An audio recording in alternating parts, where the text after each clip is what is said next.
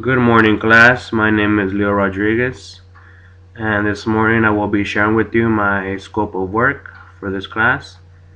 My title was Demolition.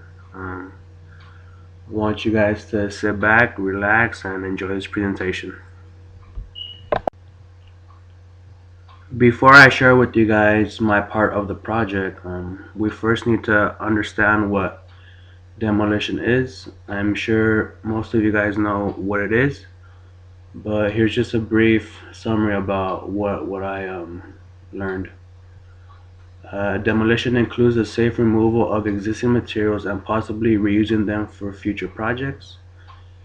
An example of recycled demolition would be concrete from an old road or steel from a structure that will be renovated. There are many types of demolition, which can include a simple sledgehammer to tearing down a wall or the use of explosive to demolish a multi-story building. By reusing materials, it minimizes the production of new materials, which can eventually cut costs of the project. And the resources I used for my part of the project was from the OSHA website, and the title of the web page was Construction Demolition. So before I started reading the specs for demolition, I went through the plans and was trying to see what exactly needed to be done. I found out that the plans were on sheet C101, which is sheet number 11 in the plans, and they are titled Demolition Plan. I went through the plans and I saw that we needed to take care of a total of 11 items, which are the following: remove paint markings within limits of new drive, saw cut pavement according to dimensions on plans, remove parking space markings, remove paint markings outside of the limit of pavement demolition, remove concrete wheel stops, remove curb as necessary for installation of construction entrance, remove and replace existing fence as necessary to demolish pavement, relocate concrete wheel stops, remove 8-inch sanitary sewer line, remove gas line, and remove an existing 12-inch water line. And some of the exclusions for this scope of work included installation of temporary construction fence to allow demolition procedures, installation of new utilities, traffic control and signage, trench work for utilities, paving, backfill, compaction, and relocation of electrical lines. And some qualifications for demolition included dust control, the dumpster for removal of pavement, hauling of wheel stops to location, and the personal protective gear along area site 32.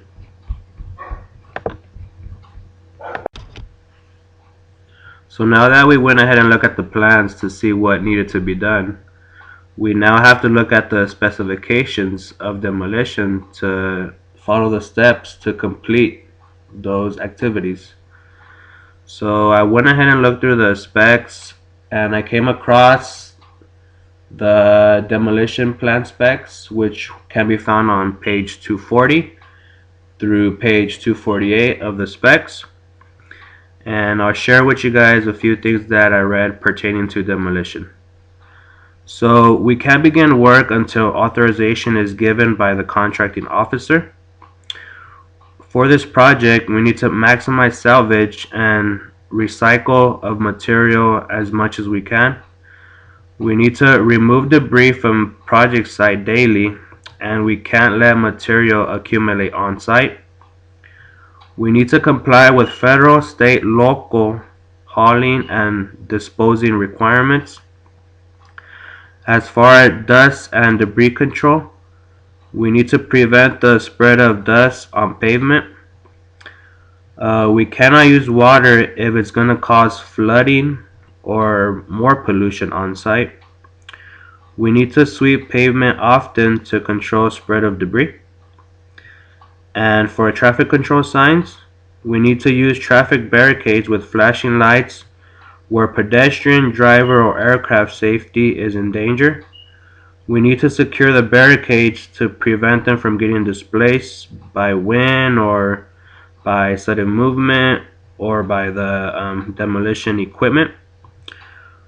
We need to provide the contractor two aviation red or high intensity white obstruction lights on temporary structures over 100 feet above ground level, since we are working in an airport facility.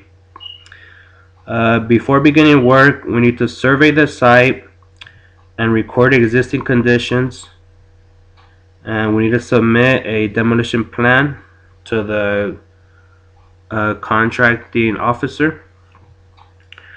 The government will disconnect and seal utilities as needed, which for this project we are dealing with a water line, a sewer line, and a utility line. No burning of material is allowed, and absolutely no explosions can be used as a form of demolition. The fill material must be free from roots and other organic material, and the soil class for the backfill should be requirement of AASHTO M145. We need to shut off and cap utilities for future use. The chain link fence that's going to be around the demolition area on site should be cut to 25 feet in length and stored in rolls off the ground to be used later. As far as for paving, we need to remove and saw cut pavement to a depth of 12 inches below grade. And for the concrete, we need to cut a depth of 6 inches and salvage removed concrete as much as possible. So now that the plans and specs have been read, I decided to group some items according to its activities. I grouped items that were similar, like for example in group 1, I grouped item 1, 3, and 4 together because those all contain the paint removal of the parking and the area of the demolition. Each item was estimated to take about a day each, and they all had the same price estimate of 55 cents per linear foot.